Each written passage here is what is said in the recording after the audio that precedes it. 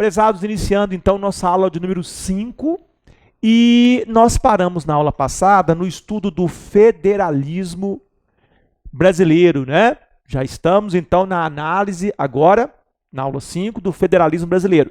É isso que nós vamos fazer a partir de agora. E aí, nós vamos começar a nossa análise pela estrutura do federalismo brasileiro. Primeira coisa importante que eu quero que vocês aprendam aqui. Ora, quem é o ente soberano e quais são os entes autônomos no nosso federalismo? Ora, alguns vão dizer, Bernardo, o ente soberano é a União e os entes autônomos são os estados, municípios e o DF, o Distrito Federal. Queridos, totalmente errado. Eu não vou permitir que vocês errem isso nas provas. Então, vamos aprender de forma correta. O ente soberano é a República Federativa do Brasil, ou também chamado de Estado Federal. É F aqui, ó. A União, vamos aprender isso agora? É só e tão somente só um ente autônomo. Aqui, ó. Então, a União não tem soberania, tá? Nem aqui, nem na China. Pelo amor de Deus. A União é um ente autônomo, assim como os 26 estados, os mais de 5.500 municípios e o Distrito Federal. São entes autônomos aqui, ó. São chamados, né, aqui de entes, tá, autônomos ou entes federativos dotados de autonomia política. Que bacana, hein? Então, são os entes autônomos. Em prova de concurso, vocês vão ver isso, tá? Abreviei autônomos aqui. Ou entes federativos, também em prova de concurso. Ou mais específico ainda, vai estar certo também, uma terceira forma de chamar, entes federativos dotados, vou colocar um D bonitinho aqui, ó, um D bonitinho, dotados de autonomia política. Então, esses são os entes autônomos ou os entes federativos dotados de autonomia política. União, estados, municípios, DF. Tá? Então, você não vai confundir o ente soberano, República Federativa do Brasil ou Estado Federal com os entes autônomos, com a União, estados, municípios e o DF. Muita gente confunde. Não vai dizer que a União tem soberania, hein? Ela tem só autonomia. Bernardo, mas tem como você provar isso? Tem. Basta que você observe o artigo 18 da Constituição da República de 88. Olha lá. Aliás, quem quiser, o artigo 1º já diz isso, né? A Constituição da República Federativa do Brasil, formada pela União indissolúvel de estados, municípios, DF, constitui-se Estado democrático de direito e tem como fundamentos. Então, o artigo 1º já indica isso, que a Constituição não é federal propriamente, é da República Federativa, que é o ente soberano. Não é isso? Agora, muito melhor ainda que o artigo 1º é o artigo 18, em provas de concurso, o fundamento forte, como a gente diz no direito, né, está no artigo 18 da Constituição. O artigo 18 é categórico, diz assim, a organização político-administrativa da República Federativa do Brasil, aqui da RFB, tá? Compreende a União, os estados, os municípios e o Distrito Federal. Todos, veja bem, todos autônomos nos termos da Constituição. Todos só com autonomia, entes autônomos, ou entes federativos, né? Ou entes federativos dotados de autonomia política, nos termos da Constituição. Então, abra o artigo 18 da Constituição, que você vai ver muito claro que a organização político-administrativa da República Federativa do Brasil, do nosso ente soberano aqui, RFB, compreende aqui União, Estados, Municípios, DF, todos como entes autônomos, como entes federativos autônomos. Está aí o artigo 18 da Constituição. Muito bem. Bernardo, mas por que nós confundimos isso? Gente, sabe por que se confunde muito a RFB com a União? Porque, primeiro, o território da República Federativa do Brasil, que é o território nacional, é o mesmo território da União. Começa por aí, tá? É o território nacional, que é o mesmo território da União, diferente do território do Estado de São Paulo, que é um, de Minas Gerais, que é outro, do município de Feira de Santana, que é um, do município de Ribeirão Preto, em São Paulo, que é outro, tá bom?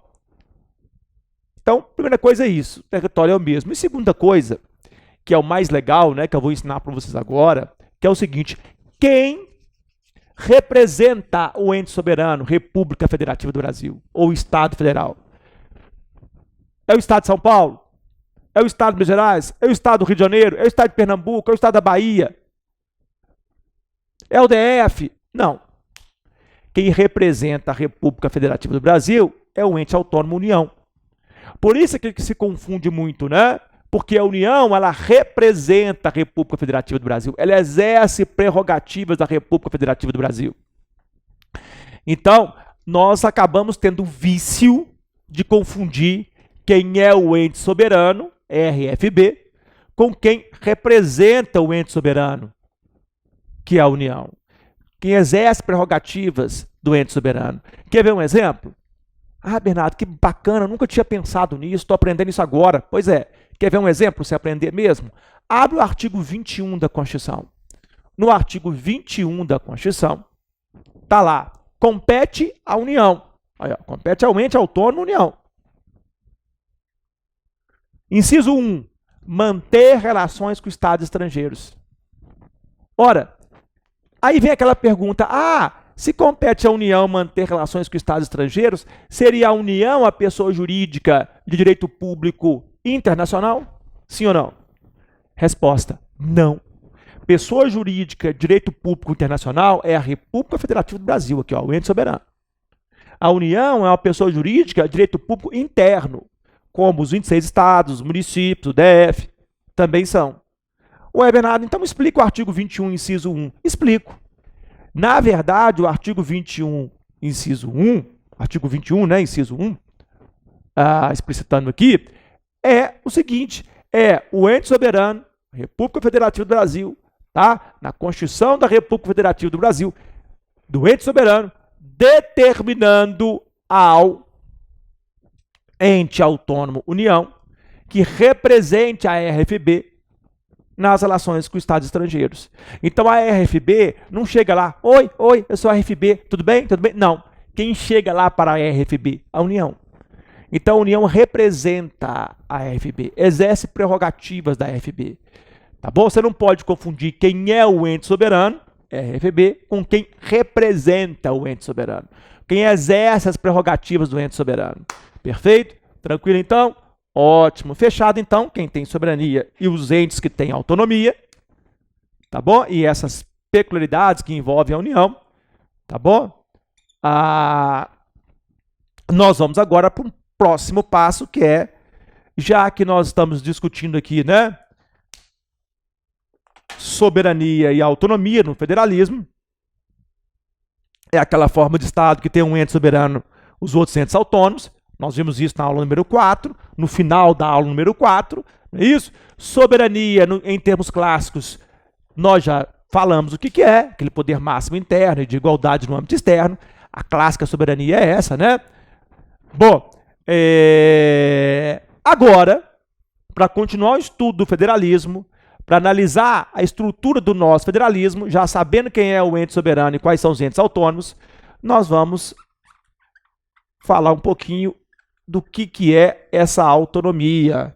Os entes não são autônomos aqui, ó, União, Estados, Municípios, DF. Então, o que é autonomia?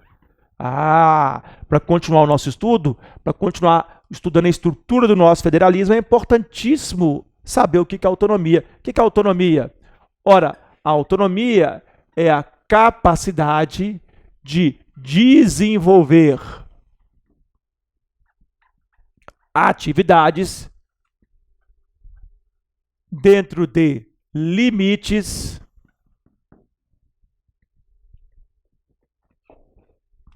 determinados pelo ente soberano. Então, a autonomia é a capacidade de desenvolver atividades dentro de limites previamente determinados, tá? Dentro de limites, portanto, determinados pelo ente soberano.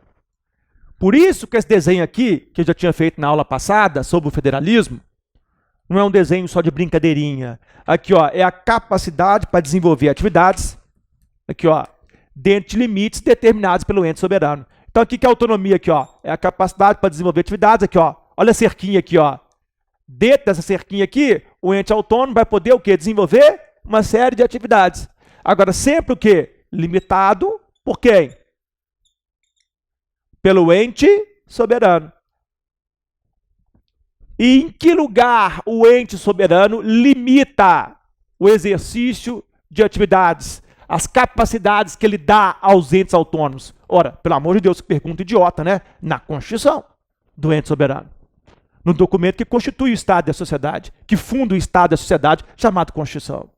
Perfeito? Então, a autonomia, que a União, Estados, municípios e DF vão ter, é algo importante para ele desenvolver atividades, para o ente desenvolver atividades, agora é algo limitado. Aqui no direito constitucional, aqui no federalismo, a autonomia significa poder desenvolver atividades, ter a capacidade para desenvolver atividades, mas dentro de limites. Aqui, ó. Aqui a autonomia tem, sim, limites no direito constitucional. Muito bacana, né? Você ligar a ideia de autonomia à ideia de uma capacidade para desenvolver atividades dentro sempre de limites previamente determinados pelo ente soberano. Por isso que o desenho é esse aqui, ó, de uma cerquinha que ele pode desenvolver atividades aqui, ó, mas sempre de forma o quê? Aqui, ó, limitada pelo ente soberano. Muito bem. Agora, quais são essas capacidades? Ora, no Brasil, a capacidade para desenvolver atividades que o ente soberano confere aos entes autônomos, União, Estados, Municípios, DF, é uma tríplice capacidade. Ah, que doido! É uma tríplice capacidade. Ora, qual seja? É a auto-organização ou normatização própria, o autogoverno e a autoadministração.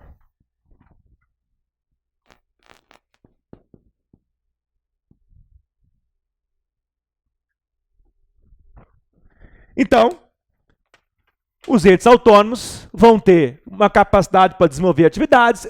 Essa capacidade é dividida em 3 grandes capacidades.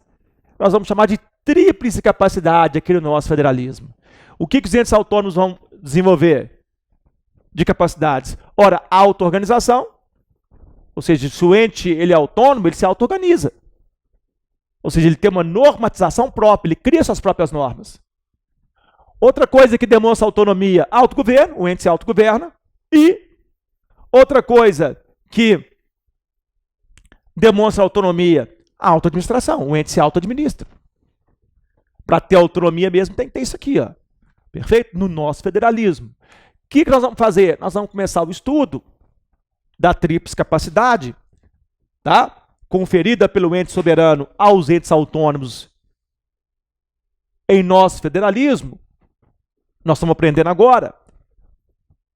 Nós vamos começar analisando a auto-organização e o autogoverno.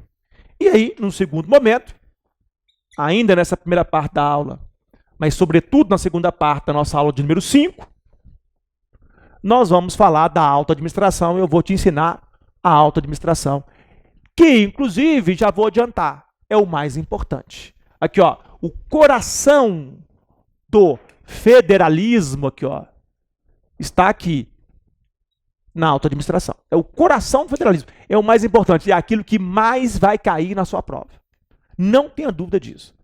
É a autoadministração. Então eu vou deixar a autoadministração separadinha aqui. 90% das questões de concurso vão ser sobre autoadministração no federalismo. Eu vou provar isso aqui para vocês. Tá? 10% estão aqui. Então, de cada 10 questões, 9 vão ser sobre autoadministração. E uma sobre auto-organização e autogoverno. Por isso que eu vou dar menos ênfase, claro, para auto-organização e autogoverno. Mas mesmo assim, vamos trabalhar. Vamos começar com a auto-organização ou normatização própria. Vamos lá. União, Estados, Municípios e DF. A União, como é que ela se auto-organiza? Ora, através da Constituição da República Federativa do Brasil e das leis federais. Pelo amor de Deus, né? Muito fácil. Os estados se auto-organizam como? Através das constituições estaduais e leis estaduais. Onde está isso? No artigo 25 da Constituição da República Federativa do Brasil.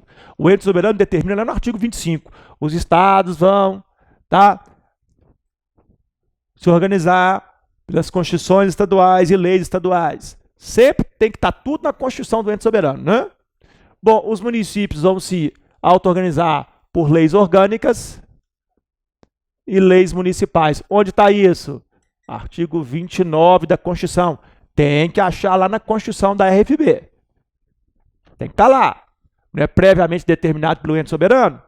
As capacidades não são assim?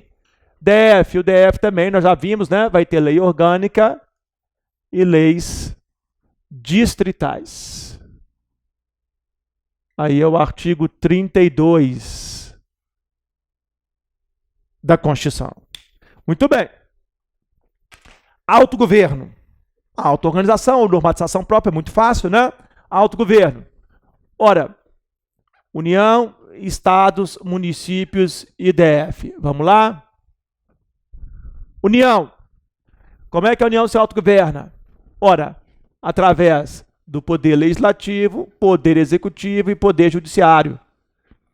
Isso está no artigo 2º da Constituição da República Federativa do Brasil. Diz o artigo 2º. Abre aí sua Constituição. Tem que estar lá.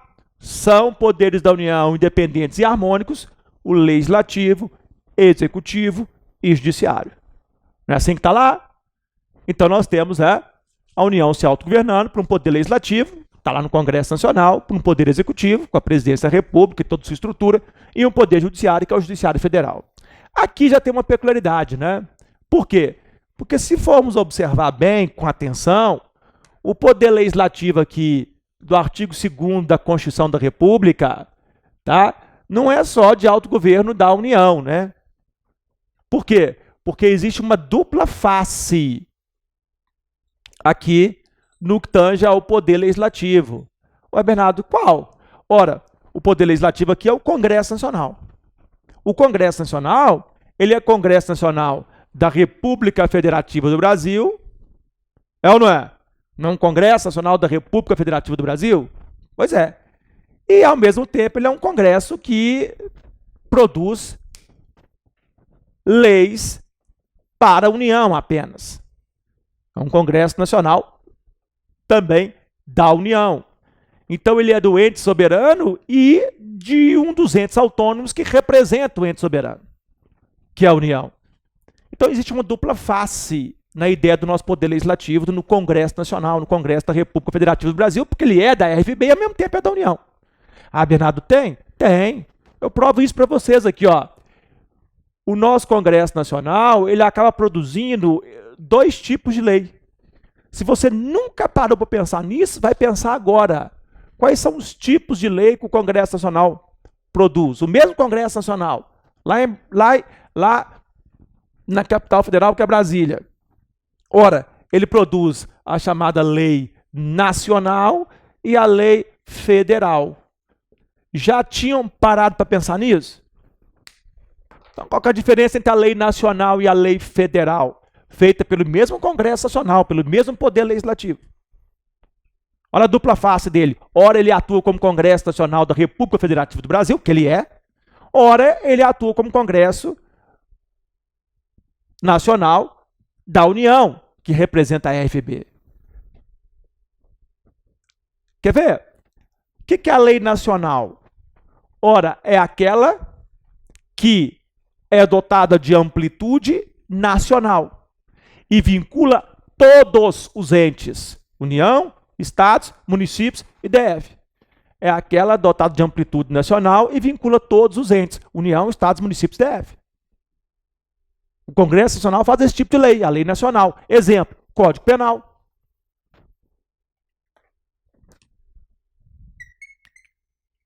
Código Civil, são leis nacionais. Vinculam todos os entes.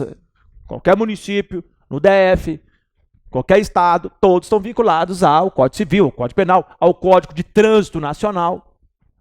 Agora, o mesmo Congresso Nacional produz um outro tipo de lei, que é a lei federal. Ora, a lei federal diz respeito, é aquela que diz respeito, coloquem assim, apenas à União. E vincula tão somente a União. Então não vai vincular estados, nem municípios, porque ela diz respeito à estrutura da União e vincula tão somente a União. Me dá um exemplo de lei federal. Ora aqui, ó, a Lei 8.112 de 90, o Estatuto do Servidor Público Federal. Feita lá no Congresso Nacional. Aí, ó. E essa lei é uma lei que vincula só a União. Eu, por exemplo, sou servidor público federal na UFMG e sou vinculado a essa lei. Agora,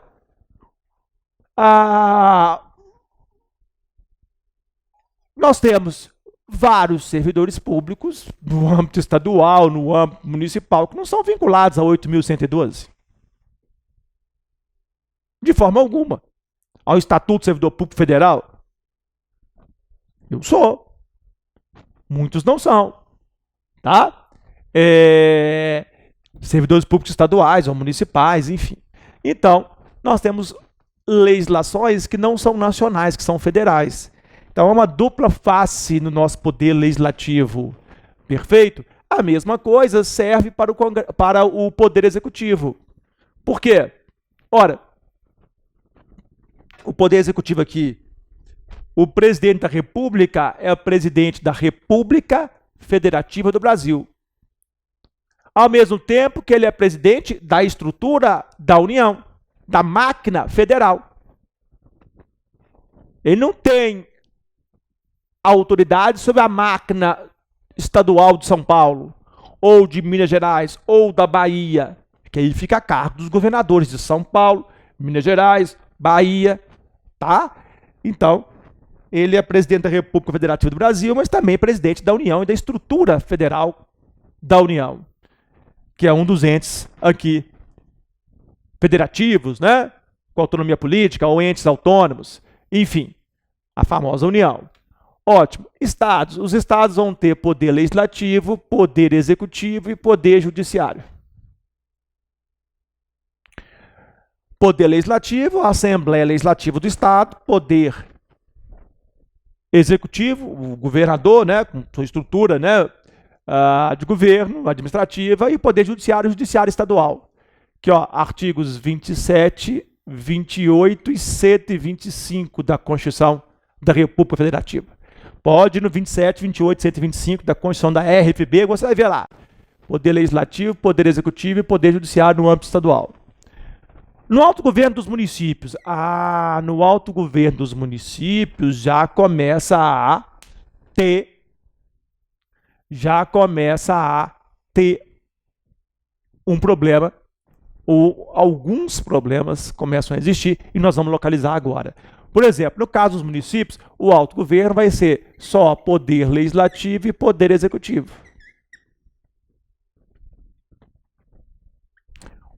Poder legislativo, ora, é a Câmara de Vereadores.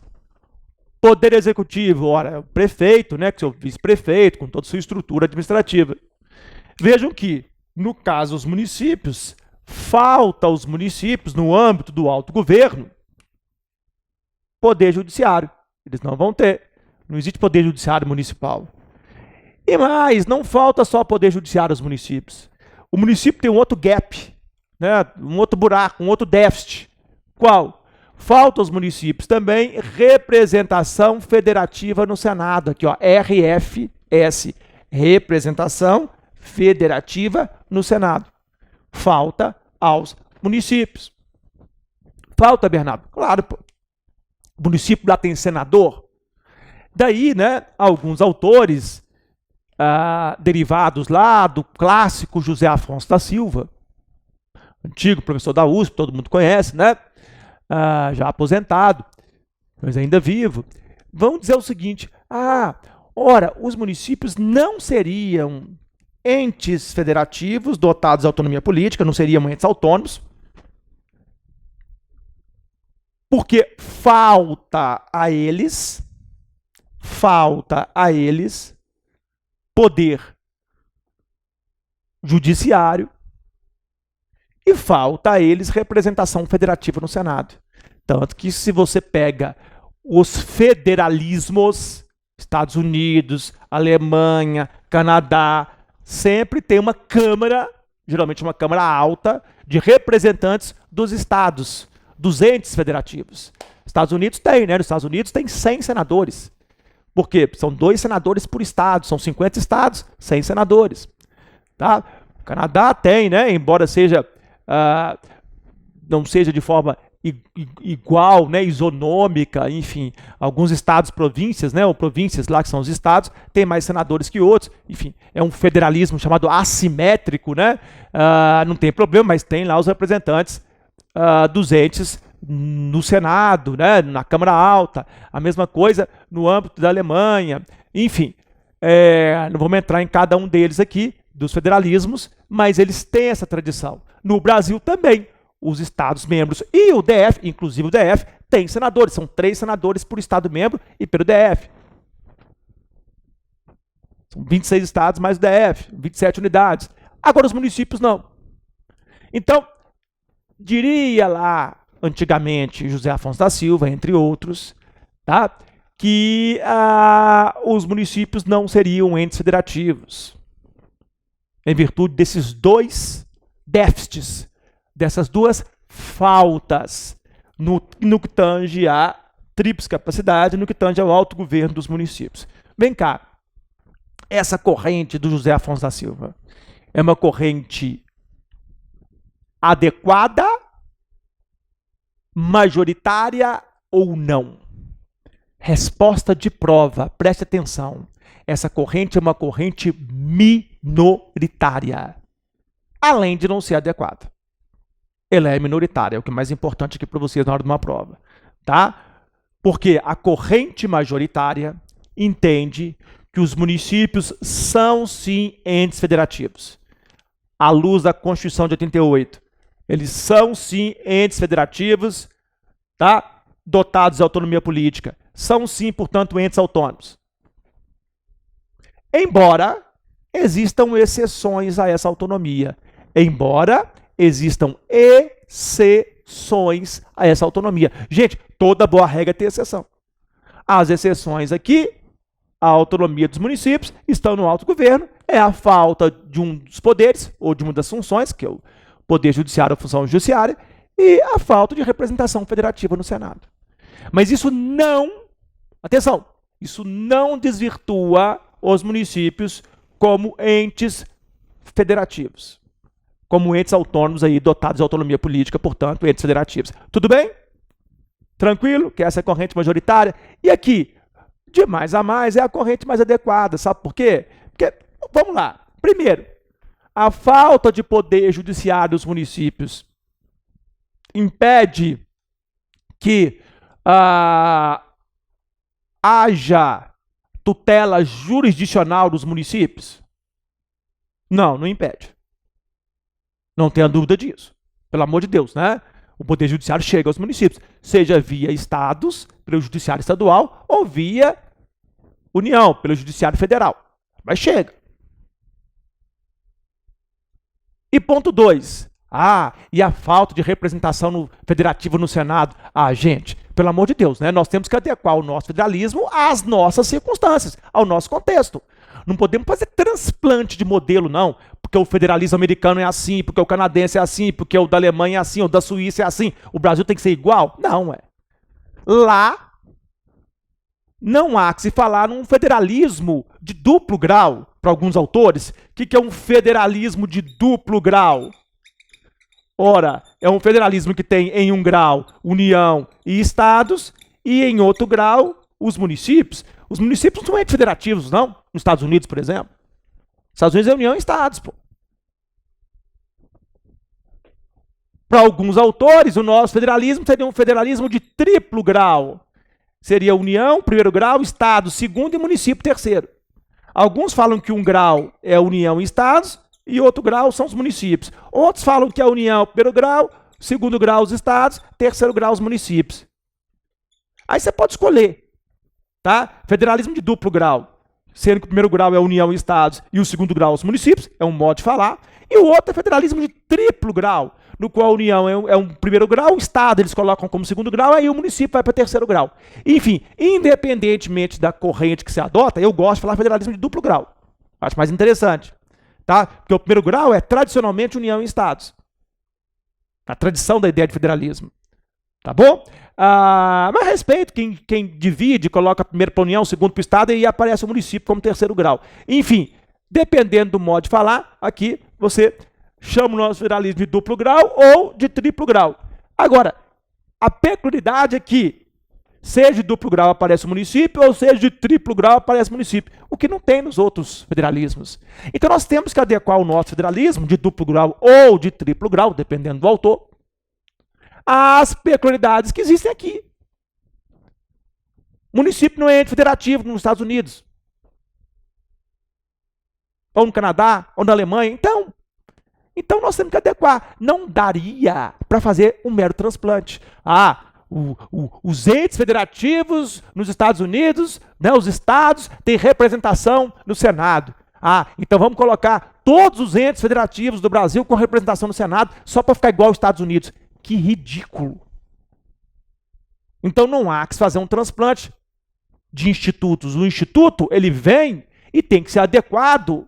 No direito comparado tem que ser assim. Tá? A realidade contextual, nossa.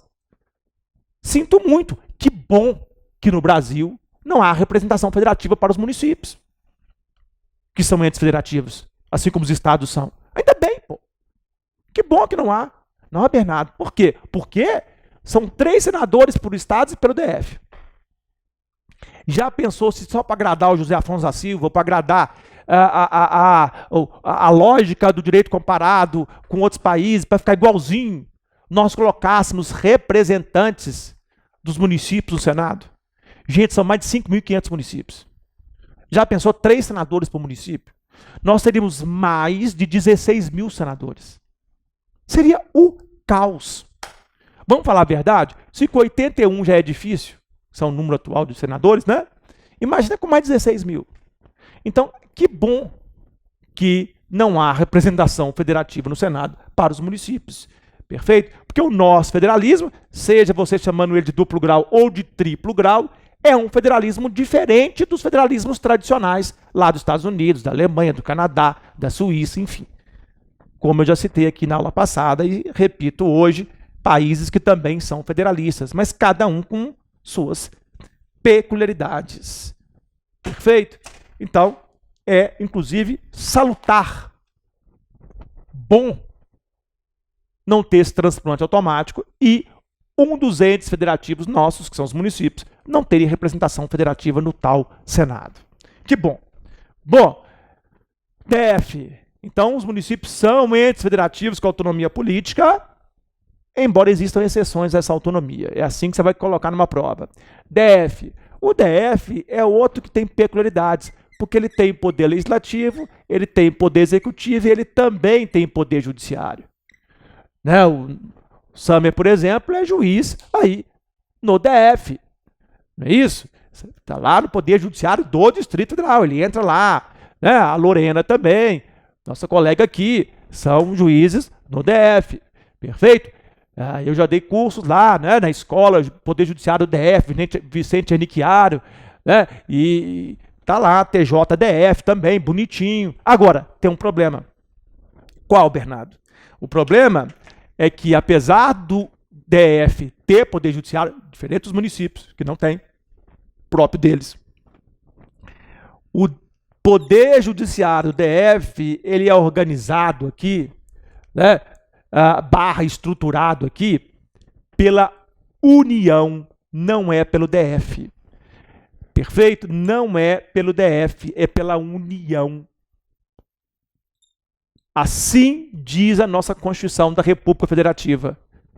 E mais, não é só o Poder Judiciário do DF que é organizado e estruturado, não por ele, mas pela União. Nós temos também o Ministério Público do DF, que diferente dos ministérios públicos estaduais, de Minas, São Paulo, Pernambuco, Bahia, Rio Grande do Sul, está dentro do Ministério Público da União, da estrutura, melhor dizendo, do Ministério Público da União. Pode olhar lá. O Ministério Público da União compreende o Ministério Público Federal, o Ministério Público do Trabalho, o Ministério Público Militar e o Ministério Público do DF. Além disso, a Polícia Civil e a Polícia Militar do DF são organizadas, e são organizadas mesmo, e mantidas pela União. Basta que você observe na Constituição. Tem inclusive uma súmula sobre isso, que é a súmula 647 do STF. Depois dá uma olhada lá na súmula 647 do STF. Tá? Bernardo, onde está isso na Constituição? Em que lugar? Ora, isso aqui você deve ir no artigo 21, inciso 13 e inciso 14. Abra isso a Constituição. E artigo 22, inciso 17. Então, um exercício bacana para você fazer agora é dar uma olhada no artigo 21, inciso 13, artigo 21, inciso 14 e artigo 22, inciso 17. Você vai ver que o DF, o ente federativo, o ente autônomo, DF, também tem gaps, também tem buracos, também tem déficits no seu autogoverno. Quais são eles? Ora, Poder Judiciário, Ministério Público do DF, Polícia Civil e Polícia Militar. Tá bom? Muito bem. Artigo 21, inciso 13 e 14, você está lendo aí agora, né? Abre aí, risca aí na sua Constituição. Tá? E o 22, inciso 17. Tranquilo? Muito bacana, né? Sou a Polícia Civil aqui do DF, inclusive eu tenho uma peculiaridade. Eu era da banca aqui um tempo atrás, da prova de delegado aqui de Minas Gerais. Eu fazia a prova de constitucional, era eu que fazia. E hoje meu livro está na bibliografia do concurso ainda, né? Enfim, mas na época eu fazia a prova, não só meu livro estava na bibliografia do concurso. E era interessante, porque eu fazia a prova aqui e conversava muito com o pessoal que fazia a prova do DF, né? E o pessoal da CESP lá e tal. E aí, era interessante, porque na época aqui o indivíduo entrava para ser delegado, e no concurso aqui, a remuneração era R$5.000. R$6.000, mais ou menos. No DF era 15 mil. Em virtude, né, de quem organiza e mantém, quem mantém a União, e aí, por uma questão até de praxe, né, era equiparado lá ao delegado federal. Hoje, enfim, deu uma desgarrada aí, mas a União mantinha essa postura e tal. A remuneração do delegado do DF sempre, né, aí era maior do que a daqui de Minas Gerais, ainda é, né? Em virtude de ser mantido pela União. Muito interessante. E tinha aí, né, ainda que de praxe, ainda que não uma coisa específica de formalização, tinha aí a equivalência com o delegado federal, né? Então nós temos, sim, peculiaridades no DF que diferenciam o DF aí dos outros entes federativos, tá? Mas pergunto, o DF, em virtude dessas falhas, o DF, em virtude desses gaps, desses buracos, ele deixa de ser um ente federativo com autonomia política? Resposta, não. O DF é um ente federativo com autonomia política, embora, igualzinho aos municípios, existam exceções a essa autonomia. Existam exceções a essa autonomia, é isso que você vai sempre guardar na prova, tá? Então ele é sim um ente federativo com autonomia política. Perfeito? Tranquilo? Uma prova objetiva pode marcar lá. E numa prova dissertativa, você vai dizer, olha, embora existam exceções, ou numa prova oral também você pode lembrar que nós temos exceções, mas são exceções. Sobre o DF ainda, tem uma peculiaridade bacana, uma OBS aqui, uma observação, que é a seguinte, é muito bacana para provas, tá? Quem organiza e mantém a Polícia Civil e a Polícia Militar do DF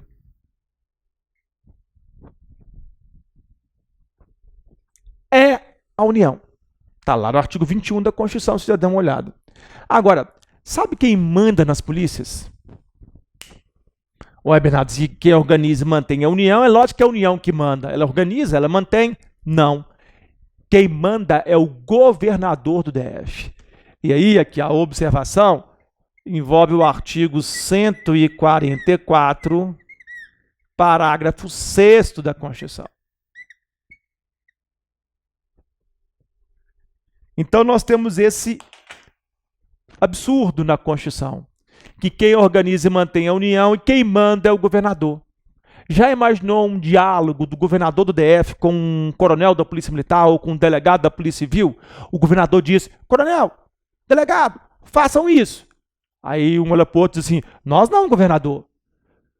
Façam, eu que mando em vocês, artigo 144, parágrafo 6º da Constituição. Aí eles vão dizer, tudo bem, governador, realmente, agora, não é você que organiza?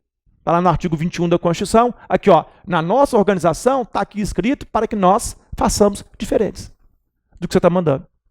E aí? Eles vão seguir quem? Quem manda ou quem organiza? Olha que situação constrangedora que isso pode gerar. Mas infelizmente, né, aí a normatividade constitucional. Enfim, é uma esclerose, é um paradoxo na nossa Constituição, que organiza e mantém um, quem manda é outro. Perfeito? Não errem isso. Vejam lá a diferença do artigo 21, né, em relação ao 144, parágrafo 6º. Tá? Existem propostas de emendas constitucionais para uniformizar isso, para colocar tudo com DF. Perfeito? Tá? Já existe o fundo, né, para pagar a polícia, enfim, militar, polícia civil, então não vai ter problema de caixa, problema financeiro, enfim. Mas o ideal é ficar tudo com o DF, né? O DF organizar, tá? E o DF continuar mandando. Mas ainda não é assim. Bom, vamos falar um pouquinho agora do coração do federalismo, daquilo que realmente interessa no federalismo em termos de prova. 90%, 85%, 90% ou até mais um pouquinho vai cobrar a alta administração. E o que é a alta administração? A alta administração, vamos lá, o máximo de atenção a partir de agora na aula 5, hein? A alta administração é o exercício de competências administrativas, legislativas e tributárias pelos entes. É o exercício de competências administrativas, legislativas e tributárias pelos entes, tá? E é interessante porque a alta administração ela acaba por desenvolver a auto-organização e o próprio autogoverno dos entes. Ora, no exercício de competências pelos entes, que o ente soberano dá aos entes autônomos, competências o quê? Administrativas, legislativas e tributárias, né? Então, exercendo competências administrativas, o ente desenvolve o autogoverno aqui, ó. Exercendo competências no dia a dia legislativos, o ente desenvolve o quê? A auto-organização ou normatização própria. Além da questão das competências tributárias, né? Um ente, para ser literalmente um ente autônomo, ele precisa ter o quê? Dinheiro, capacidade financeira para executar políticas públicas. Ninguém consegue nada sem dinheiro. Então, por isso nós temos competências tributárias. O que são competências? Vamos definir? Competências são faculdades juridicamente atribuídas aos entes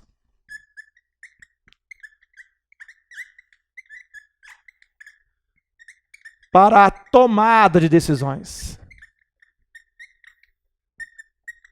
Então, competências, vamos guardar aqui, são faculdades juridicamente atribuídas aos entes para a tomada de decisões. Faculdades juridicamente atribuídas aos entes para a tomada de que decisões? Ora, decisões administrativas, no dia a dia da administração, decisões legislativas, legislar era o dia a dia, E decisões tributárias, exercer a capacidade tributária aqui para, enfim, ter um suporte financeiro para executar suas políticas públicas.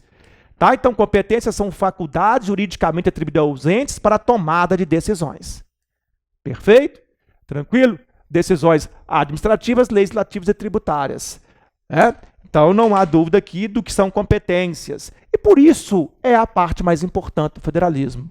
Porque o que nós vamos estudar agora é justamente essas faculdades atribuídas aos entes pelo ente soberano, para que os entes autônomos possam tomar decisões administrativas, legislativas e tributárias.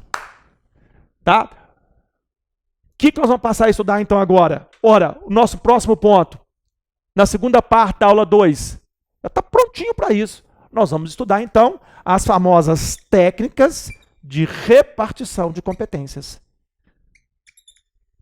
Aqui na alta administração, se a alta administração são competências administrativas, legislativas e tributárias, se competências são faculdades juridicamente atribuídas aos entes, lá pelo ente soberano, para que os entes autônomos tomem decisões, então nós vamos estudar justamente como os entes autônomos, União, Estados, Municípios, DF, vão tomar decisões administrativas, legislativas, exercendo competências e tributárias. Então, nosso próximo item é o item técnica de repartição de competências.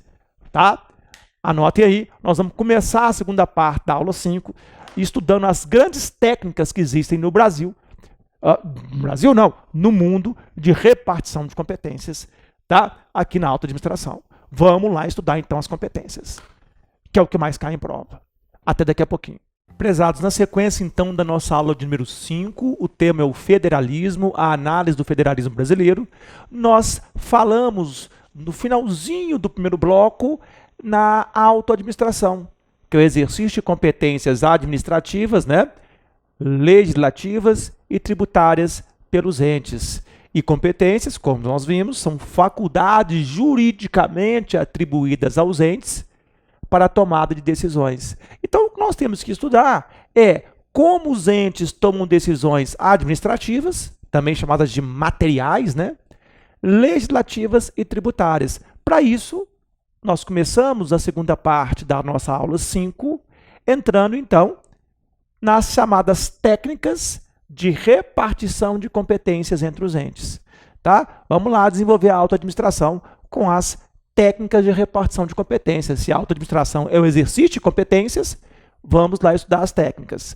Eu só vou fazer aqui um recorte pequeno, qual seja, para deixar bem claro aqui, nós vamos trabalhar com exercício de competências na autoadministração, administrativas e legislativas, né? Administrativas, também chamadas de materiais, você pode ver esse termo em prova, né? E as legislativas, então as administrativas ou materiais e legislativas. Eu não vou trabalhar muito aqui, de forma específica, com as competências tributárias, aí fica lá para o direito tributário, para o professor tributário explorar a todo um sistema de repartição de competências tributárias na Constituição nossa de 88 e fica lá para o tributário. No âmbito do direito constitucional, nós vamos trabalhar basicamente com os artigos 21 até o artigo 32 da Constituição na repartição de competências, tá? Então, vamos pegar aqui aquilo que vai cair na sua prova de constitucional, que é especificamente a repartição de competências administrativa e legislativa. Então, já feito esse recorte, vamos lá para as principais técnicas de repartição de competências, como eu já havia prometido desde o final do primeiro bloco da aula 5. Nós temos duas grandes técnicas, que é a repartição horizontal de competências e a repartição aqui, ó, que eu já coloquei aqui para adiantar, vertical. A repartição horizontal. Ora, a repartição horizontal é aquela na qual existe uma distribuição estanque, entre parênteses, fechada, fecha parênteses, e específica de competência entre os entes. Então, é aquela em que existe uma distribuição fechada, né, estanque, tá? E específica de competências entre os entes. Ponto.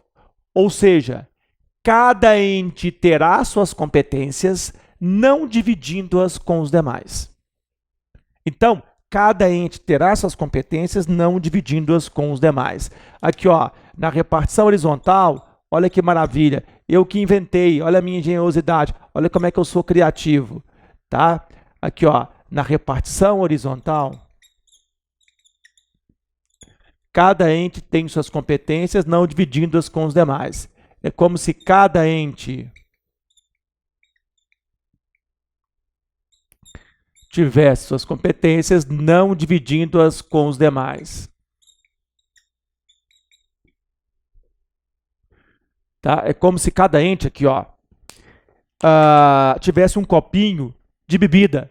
Cada um com sua bebida aqui, ó. A União, ela bebe só uísque, os estados só cerveja e os municípios mais pobres, né, coitadinhos deles, só pinga mesmo aqui, ó. Só cachaça, tá? Repartição horizontal, queridos, é cada um na sua, é cada um no seu quadrado, cada macaco no seu galho, tá? Cada ente vai ter suas competências aqui, ó, não dividindo-as com os demais. Então a União vai ter o copinho dela aqui, ó, só uísque. Os estados com o copinho deles, né, só cerveja. E os municípios com o copinho deles aqui, ó, só cachaça, pinga.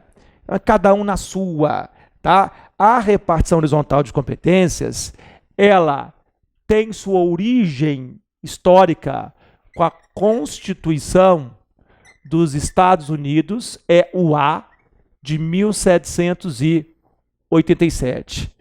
Tem sua origem histórica lá com a Constituição norte-americana de 1787. Tá aqui, ó, nós vamos ter a União com competências enumeradas e os estados com competências remanescentes. Então, enumera todas as competências da União e o que remanesce, o que sobra, fica com os estados, né? Se a gente for estudar o campo tributário, no campo tributário é diferente. No campo tributário tem a competência residual, aí seria da União, lá no artigo 154, né? Taxativa lá para os estados, para a União, para os municípios, aí tem o resíduo para a União no 154. Mas aí é a parte tributária. No âmbito administrativo e legislativo, tá? Nós vamos ter a repartição vertical, e aí, na Constituição dos Estados Unidos, ela surge com competências enumeradas para a União, enumera todas as competências da União, e o que remanesce, o que sobra, nessa perspectiva aqui, fica com os estados.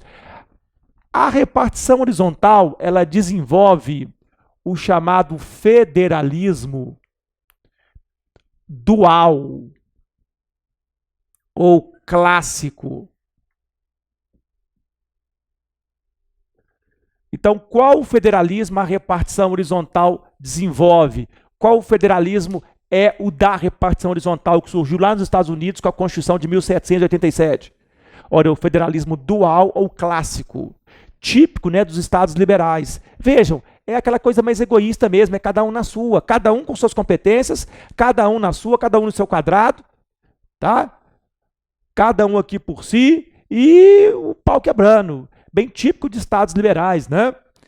Bom, perguntinha básica, no Brasil, existe a repartição horizontal? Ora, no Brasil, aqui ó, observação, OBS, a primeira Constituição que traz a repartição horizontal é a Constituição Brasileira de 1891. Como é que era lá em 1891? Ora, em 1891, nós copiamos os Estados Unidos aqui, ó. A União com competências enumeradas, os estados com competências remanescentes. A União com competências enumeradas e os estados com competências remanescentes. Tá? Bernardo, ainda existe a repartição horizontal no Brasil? Existe, senão não estaria falando dela. Então aqui, ó, Constituição de 1988. Ora, como é que é? Nós temos a repartição horizontal.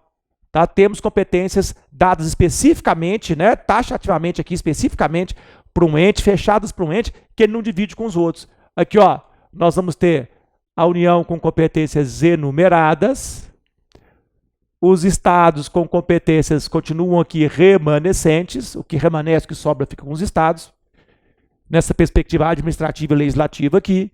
Agora apareceu um amiguinho novo, né? Qual é o amiguinho que também é ente federativo com autonomia política? Ora, os municípios. E aí, os municípios vão ter competências enumeradas. Tá? Enumera, então, para a União, enumera para os municípios, e o que remanesce aqui, ó, fica com os estados. Muito bem. Esse é o federalismo dual ou clássico, derivado da Constituição norte-americana de 1787. E esse tipo de repartição existiu no Brasil pela primeira vez em 1891, na nossa primeira Constituição de Estado Federal, né? E ainda existe essa repartição na Constituição atual de 88. Só que com um componente novo, que são os municípios, como entes federativos, né? E eles vão ter competências enumeradas igual à União e continua remanescente aí para os estados. Bom, repartição vertical de competências. Olha, é totalmente diferente. A repartição vertical é aquela na qual dois ou mais entes vão atuar conjunto ou concorrentemente para uma mesma matéria, para um mesmo tema. Então, é aquela na qual dois ou mais entes vão atuar conjunto ou concorrentemente, tá? Para uma mesma matéria, para o mesmo tema. Maravilha! Que, ó, é como se a União chegasse para a RFB e falasse, ô ente soberano, ô República Federativa do Brasil, pô, não aguento mais beber só uísque, nossa, que chato. Aí os estados, pois é, RFB, e nós aqui, poxa vida, só bebemos cerveja, estamos até ficando, né, meio assim inchados de tanta cerveja. Aí os dois se reúnem, União e Estados, e dizem assim, ô RFB, dá para liberar uma vodka para que nós possamos beber juntos? Aí a RFB, né, no alto da bondade dela, diz, não, tranquilo, União, Estados, uísque, a União continua bebendo sozinha. Cerveja, os estados continuam bebendo sozinhos. Mas vodka, vocês vão beber juntos. Olha que maravilha. Então aqui na técnica dos copos que eu inventei, vodka está na repartição vertical, né? Então é aquela na qual dois ou mais entes vão atuar conjunto ou concorrentemente para uma mesma matéria, para o mesmo tema. Tá? A ideia da repartição vertical é totalmente diferente da repartição horizontal. A ideia é de que a união faz a força, é de que juntos chegaremos lá, é de que vamos empreender esforços comuns para atingir objetivos comuns. Tá? Talvez sozinho o ente não conseguiria, naquele tema, resolver os problemas da sociedade sozinho. Então, por que não juntar dois ou mais entes? Queridos, daqui a pouquinho nós vamos falar do Brasil. Nós vamos ver que no Brasil tem essa repartição vertical em determinados temas que são estratégicos. Por exemplo, por que você acha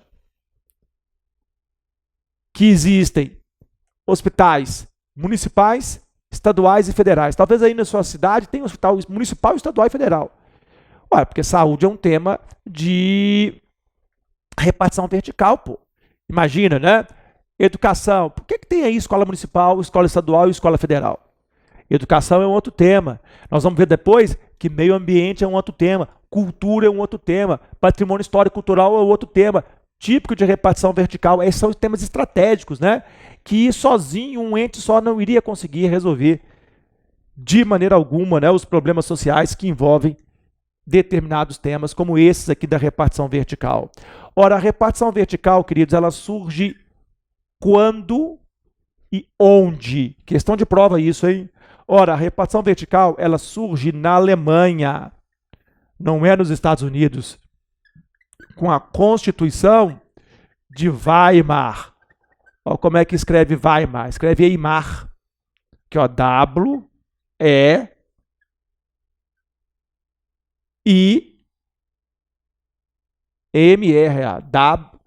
E-I-M-A-R, Weimar, tá? Como se fosse Eimar, né? De 1919. Então, a Constituição de Weimar, de 1919,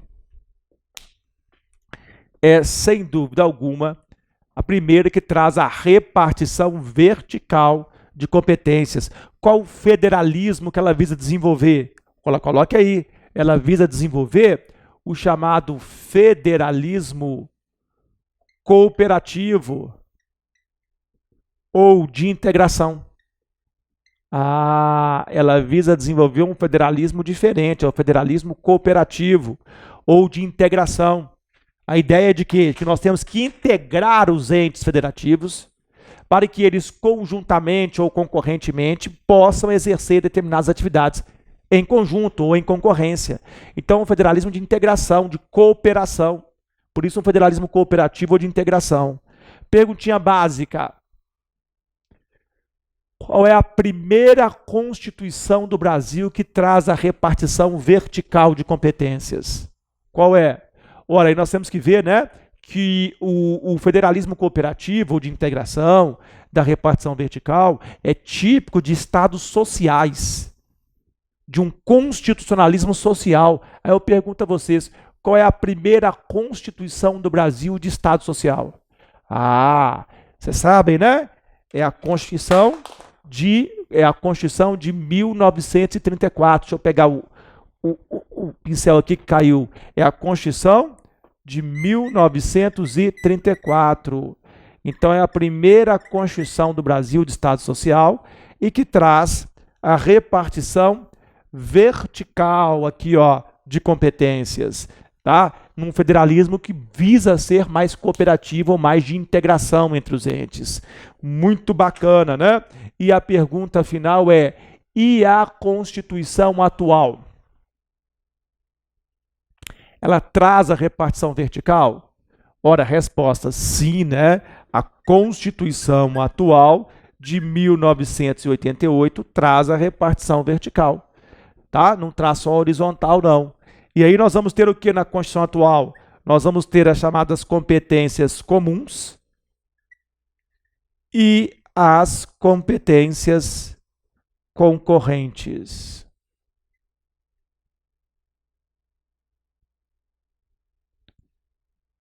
Nós vamos ter as competências comuns e as competências concorrentes, né? Da Constituição atual, é a nomenclatura que nós usamos aqui para a repartição vertical, prevista nela. Muito bem.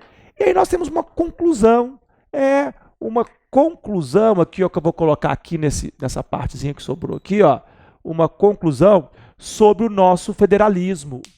Sim, sobre o sistema de repartição de competências atual da nossa Constituição. Vamos anotar? Ora, em nossa atual Constituição de 1988, vamos guardar isso?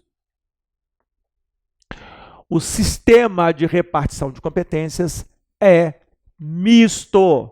Palavrinha bacana, hein? É misto. Mas, Bernardo, por quê? Pois convivem, olha quem que convive aqui, hein? Pois convivem a repartição horizontal, lá da matriz americana, né? Com competências, entre parênteses aqui, ó, enumeradas mais remanescentes, pois convivem a repartição horizontal, entre parênteses, com competências enumeradas e remanescentes, com a repartição vertical. Aqui, ó, com competências comuns e concorrentes. E a repartição vertical, com competências comuns e concorrentes, tá? Então, nós temos um sistema de repartição de competências na Constituição de 88 misto. Nós temos a repartição horizontal, com competências enumeradas e remanescentes, e a repartição vertical, com competências comuns e concorrentes, aí, para os entes federativos. Tudo definido aí, né, pelo ente soberano, pela Constituição da República Federativa do Brasil. Bacana que o nosso sistema misto tem a horizontal e a vertical. Ótimo, perfeito, né? E aqui nós temos um pouquinho da tradição dos Estados Unidos e um pouquinho da tradição da Alemanha, tá? É bem parecido com o controle de constitucionalidade, só que no controle de constitucionalidade nós temos um pouquinho da tradição norte-americana também e um pouquinho da tradição austríaca. Lá, né, o nosso sistema lá judicial também é misto. pouco dos Estados Unidos, um pouco de Áustria. Aqui no federalismo é um pouco dos Estados Unidos e um pouco de Alemanha. Perfeito? Repartição horizontal e vertical convivendo aí. E a partir dessa conclusão, que você já tem, que você já conhece agora, você está preparado para isso aqui no CPI URIS, tá bom? A partir daí, então, nós vamos, olha que bacana, fazer o quê? Uma análise prática do federalismo brasileiro. Já estamos analisando o federalismo brasileiro, né, no que tange a sua estrutura. Perfeito. Vamos fazer agora uma análise prática do federalismo. Vamos lá? Vou pegar a Constituição e vou adentrar nas normas constitucionais para que nós possamos analisar tanto a repartição horizontal como a repartição vertical. Tudo bem?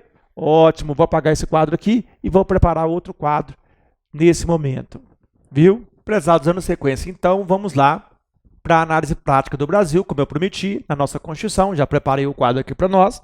E aí, vamos começar dizendo o seguinte, olha, nós vamos falar da repartição horizontal, competências administrativas, né, também chamadas de materiais, ou legislativas, e na vertical, competências administrativas ou legislativas.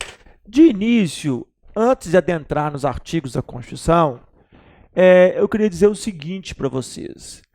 Como nós estamos falando de competências administrativas e legislativas, é importante aqui você saber diferenciá-las.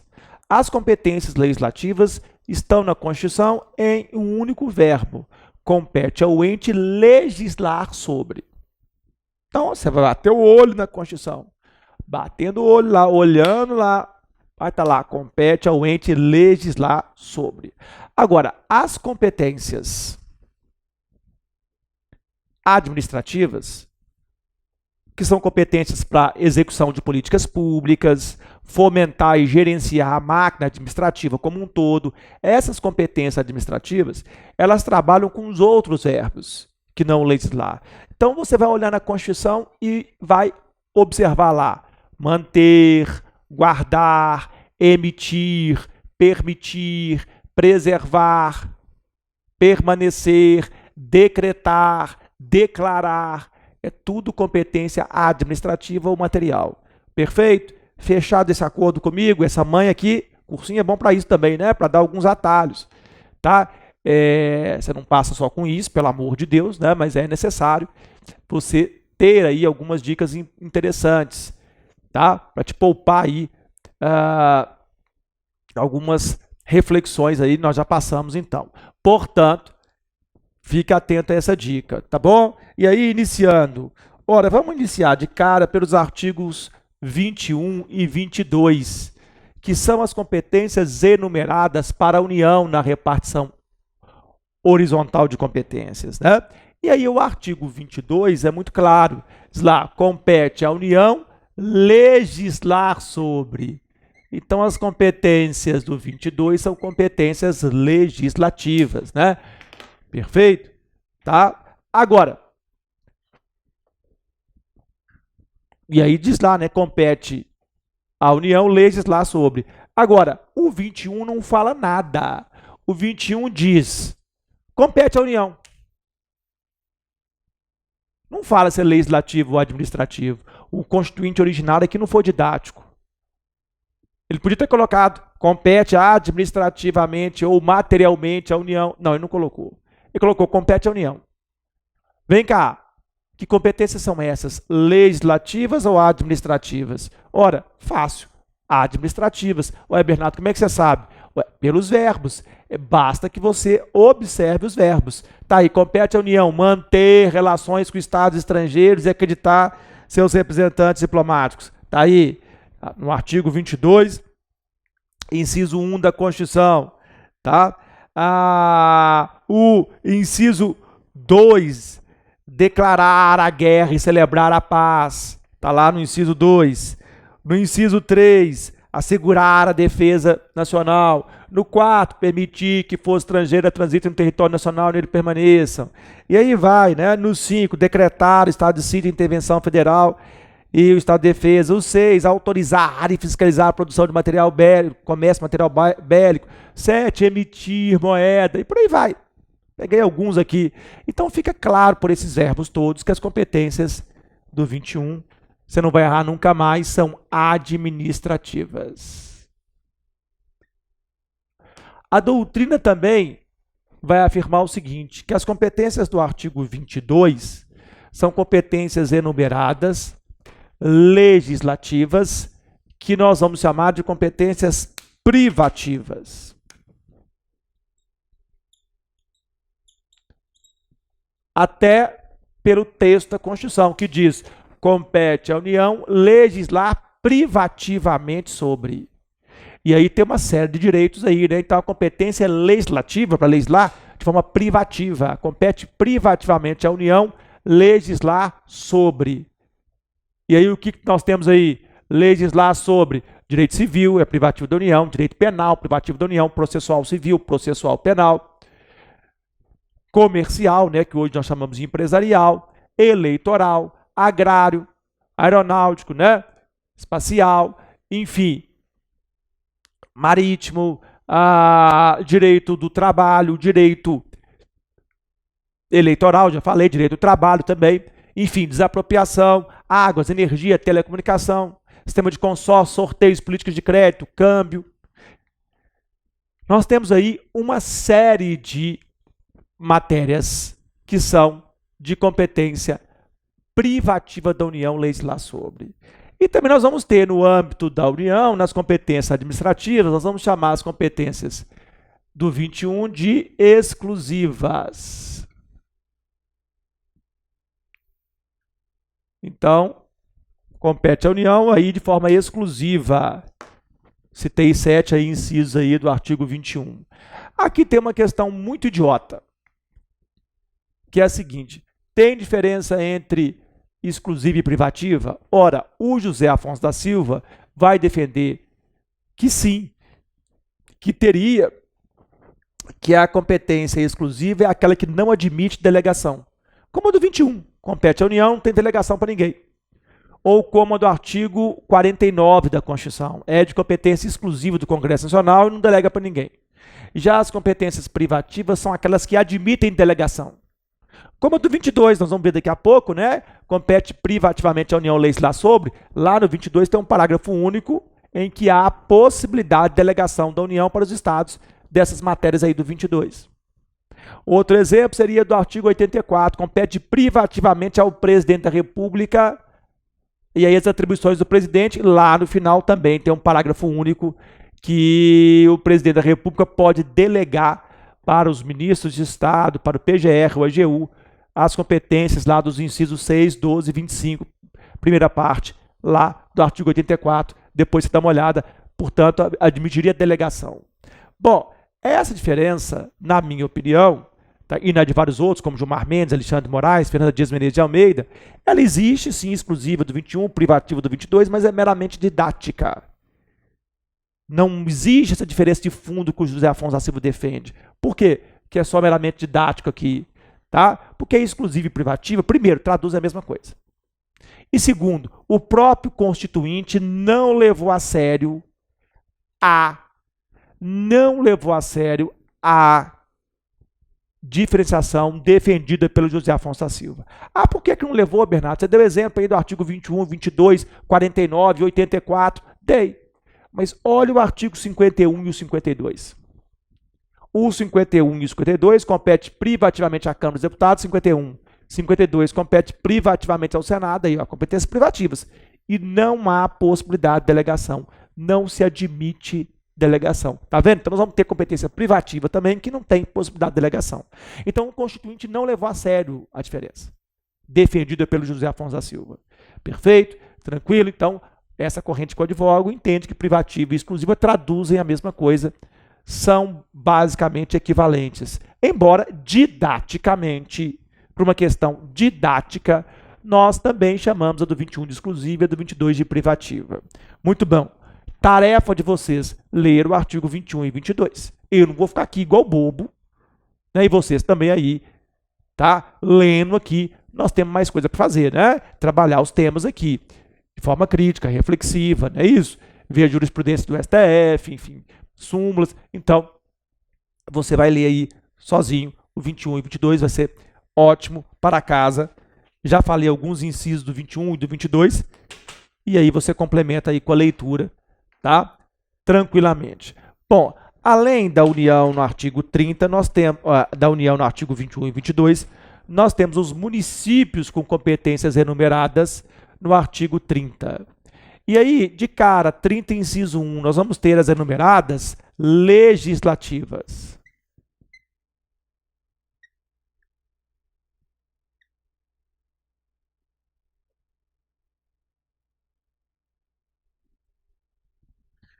Como são as enumeradas legislativas?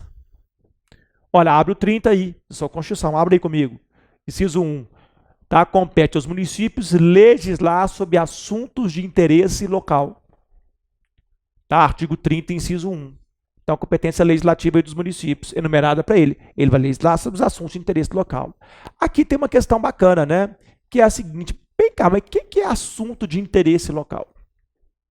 Porque pensem comigo, se o interesse é local, ele também é regional dos estados e ele também é geral ou nacional da União, que representa lá a RFB, não é?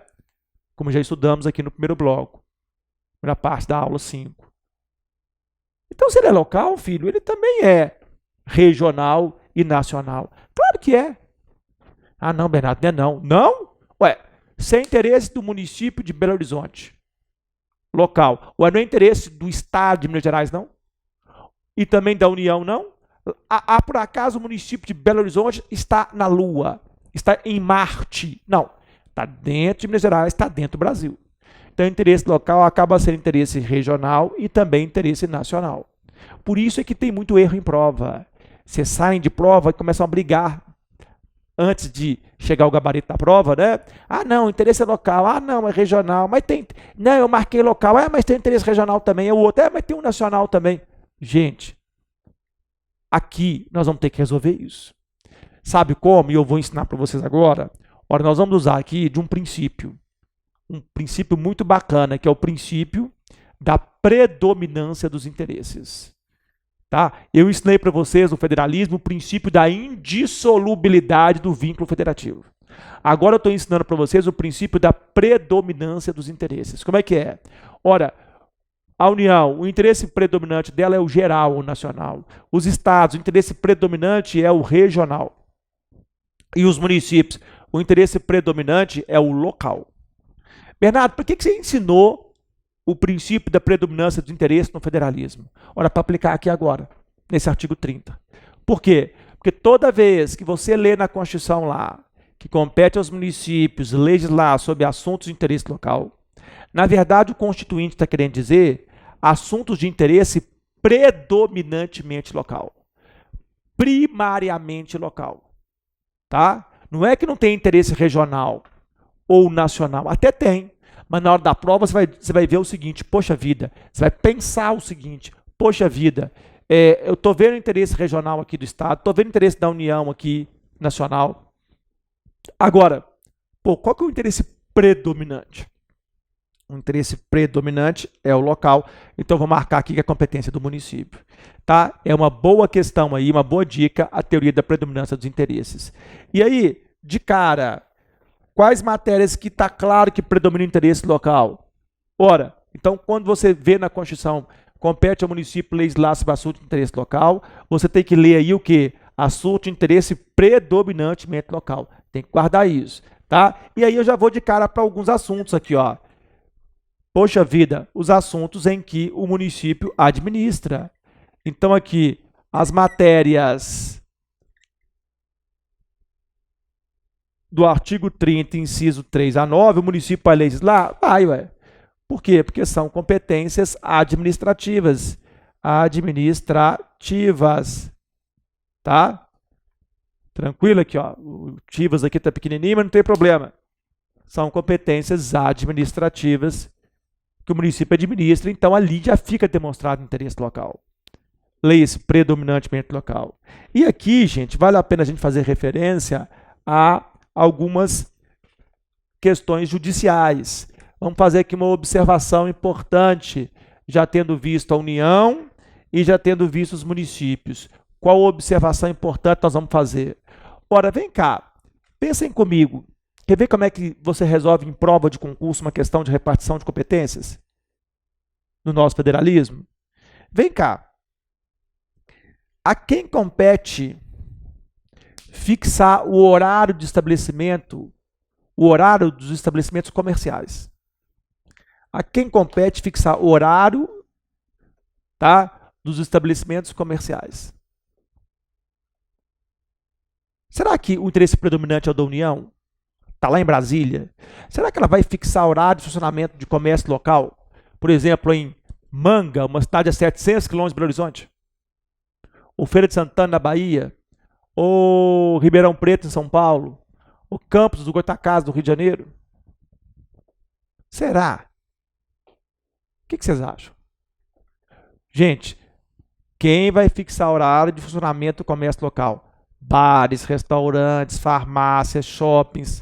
Pelo amor de Deus, né? Aqui, ó, súmula vinculante número 38 do STF. Compete aos municípios fixar o horário de funcionamento dos estabelecimentos comerciais. Então, isso é questão municipal, gente. Então, se tiver qualquer legislação estadual ou federal sobre, aqui o que prevalece é a competência municipal, súmula vinculante do STF, número 38. Tranquilo? Súmula vinculante 38 do STF? Ótimo. Então, farmácias, padarias, restaurantes, bares. Quem tem que fixar o horário de funcionamento é o município, súmula vinculante número 38. Porque o interesse, gente, pode até ser regional e nacional também, mas é predominantemente local. Bom, agora vem cá. E se nós estamos diante de um banco? Então, pega lá um Banco do Brasil dentro de um município. Sempre tem lá um Banco do Brasil, né? E aí o que acontece? Um posto, Banco do Brasil, enfim. O que acontece? Ora, vai lá o seu Zé entrar dentro do banco. Aí o vigia diz, ô seu Zé, não pode entrar não. Por quê? Porque fechou. Poxa vida, mas eu quero tirar meu benefício, eu quero tirar minha remuneração, porque eu tenho que pagar as contas aqui na farmácia, na padaria, no boteco, né? no restaurante. Poxa vida. Gente, tem interesse local em seu Zé entrar lá e tirar o dinheiro para pagar? Tem. Claro que tem. Gerar dinheiro no município. Agora, o interesse é predominantemente local? Resposta: claro que não é, gente, porque banco envolve sistema financeiro, remessa de dinheiro para o exterior, bolsa de valores, enfim, transações financeiras que tem que ter uma uniformidade. Já pensou? São mais de 5.500 municípios no Brasil. Já pensou 5.500 horários diferentes de bancos? Como é que as transações financeiras iriam se desenvolver de forma equilibrada e uniforme? Seria impossível. Então, aqui ó, súmula 19 do STJ. Compete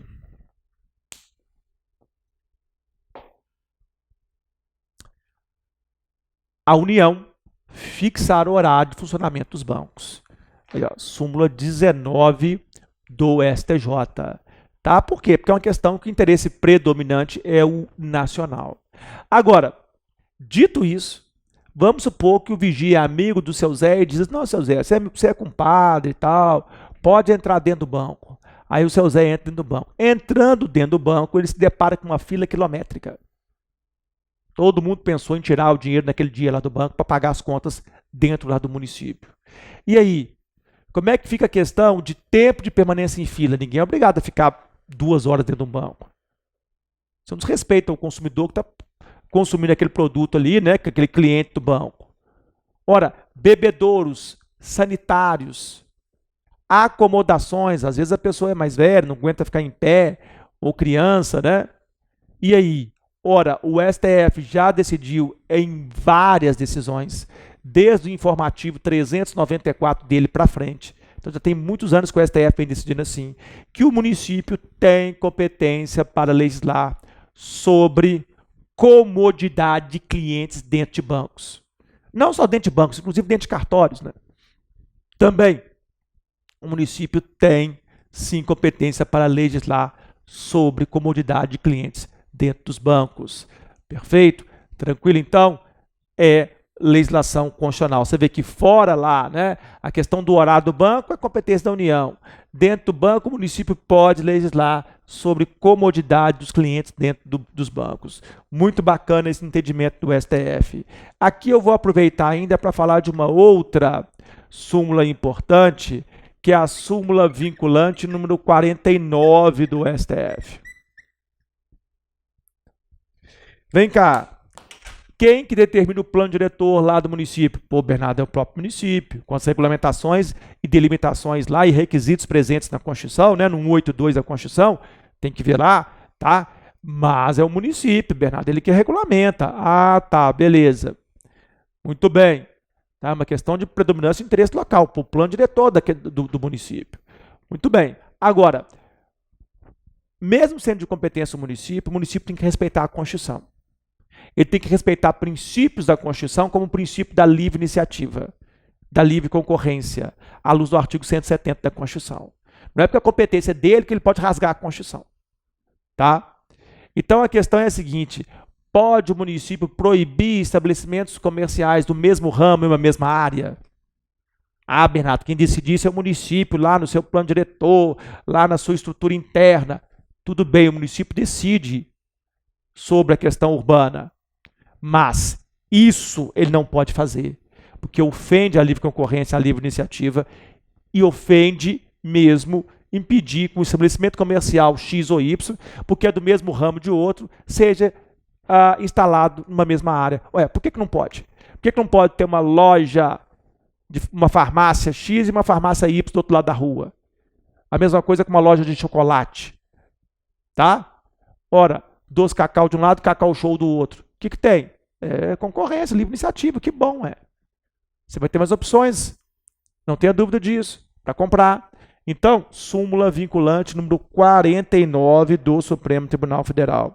O que diz a súmula vinculante número 49 do Supremo Tribunal Federal?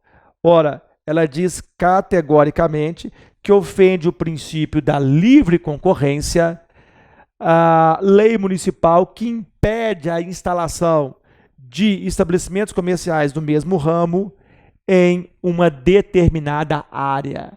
Ofende a livre concorrência. Então, é uma questão que envolve não só o federalismo aqui, mas o princípio da ordem econômica conjugados com o federalismo.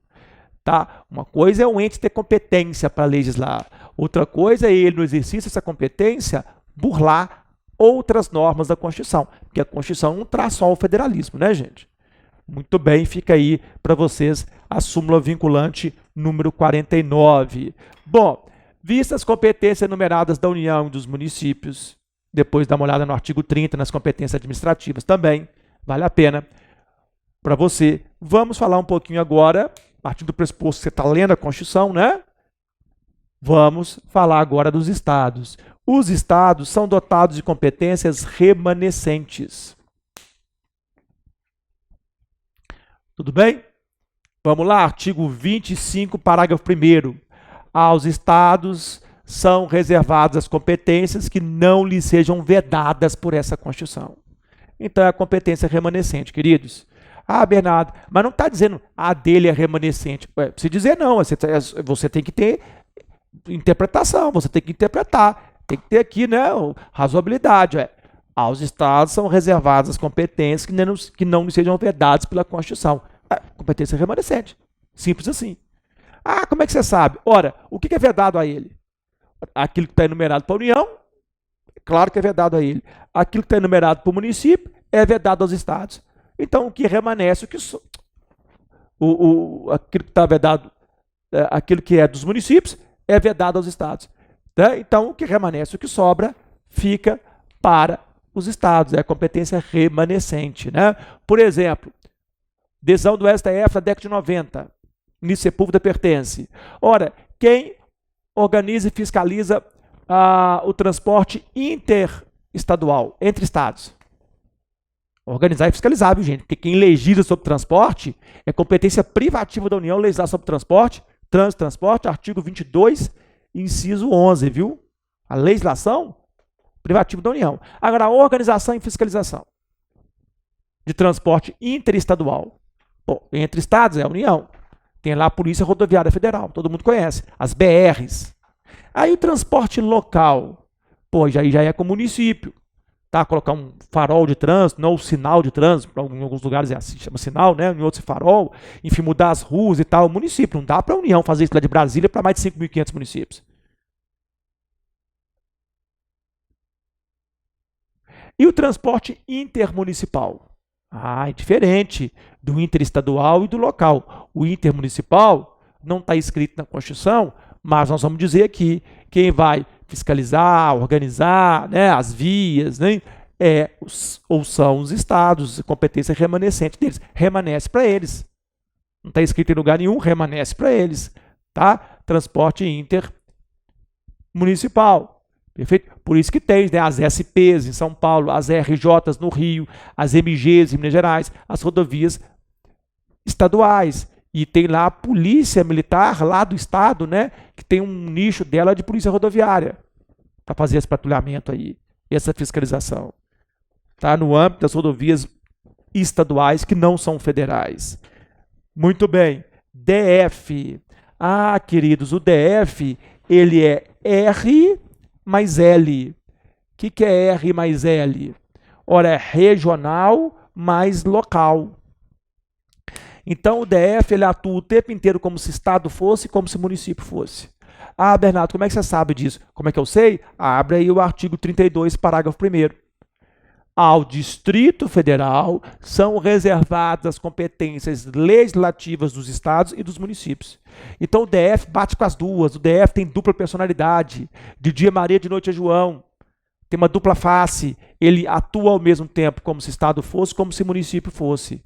Então são reservadas ao DF as competências legislativas dos estados e dos municípios. Muito bem. Nós temos ainda na repartição horizontal, antes de eu falar um pouquinho da vertical, tá? Uma observação final, vou colocar aqui. Essa observação é o que nós chamamos, tá, de possibilidade de delegação.